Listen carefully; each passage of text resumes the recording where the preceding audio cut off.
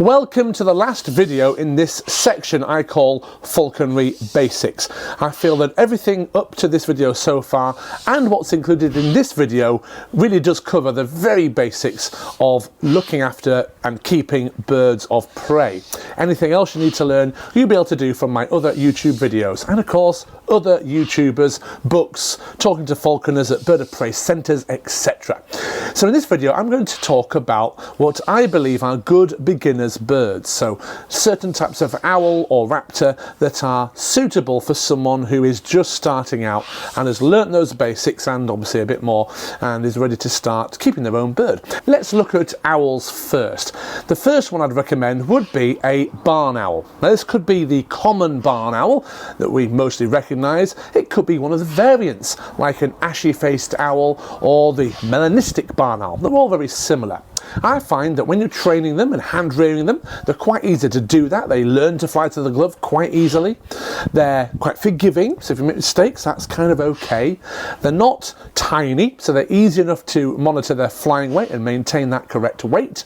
And they're also not enormous, so you don't need a massive aviary to keep them in. And they're generally quite predictable.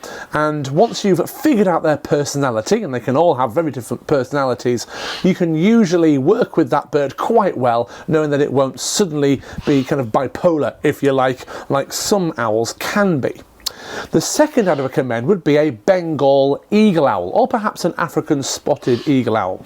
These particular eagle owls aren't as big as a Eurasian eagle owl, nor as big or as aggressive as other birds in that genus, the bubo genus, like the snowy owl and the great horned owls, things like that. Those bigger, more Arctic sort of birds can be very aggressive, they can be more nervous than others. They're not really suitable for someone who's just starting out.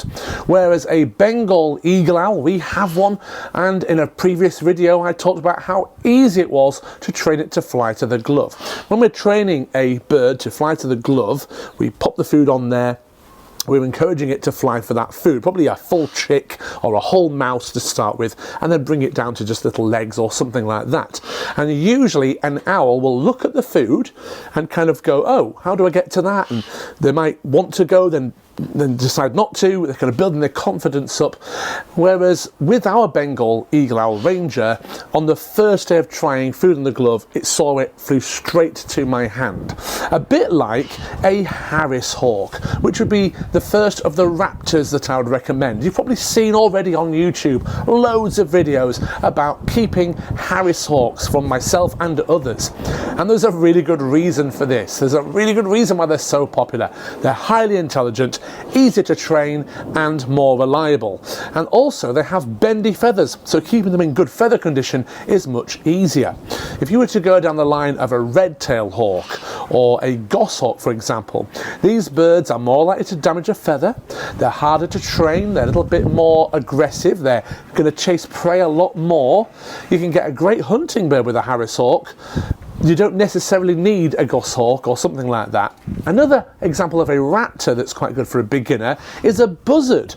Buzzards are a good size, easy to keep their flying weight. Again, if you train them well or man them well, they are really lovely tame birds and relatively easy to keep compared to other raptors. And they're not very aggressive. And that's great if you're just flying it for recreational reasons, and it's also quite good because it's not going to just chase after someone's cat nearby or something like that. So a buzzard is a good one. They're not as common in falconry to actually buy. That's because generally the market is aimed more at people hunting with their birds, so there's loads of hawks and there's loads of falcons for sale all the time. A bit harder to find buzzards. A little bit easier though would be to find a kestrel. Now these are quite a small bird, but as long as you know how to properly weigh and manage the weight of that bird, there's no reason why you couldn't use a kestrel for your falconry hobby. Again, easy to train, quite reliable, they can really gain a lot of trust with you very, very quickly. And Kestrels are technically a type of falcon. You can actually fly them to the lure, but usually they would fly to the glove. So birds that I would not recommend as a beginner would be any kind of falcon, because these are very fast birds that fly very high and far, and of course you swing a lure when you're flying them, which does take some special lessons and special practice. Get that wrong, you could hurt yourself or you could really hurt the bird, so that's not a beginner's thing either.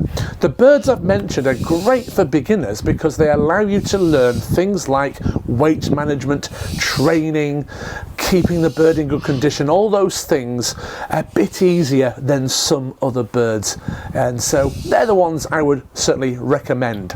So that completes the Falconry Basics videos I wanted to put out, and as always, thanks for watching. Any questions, just comment below.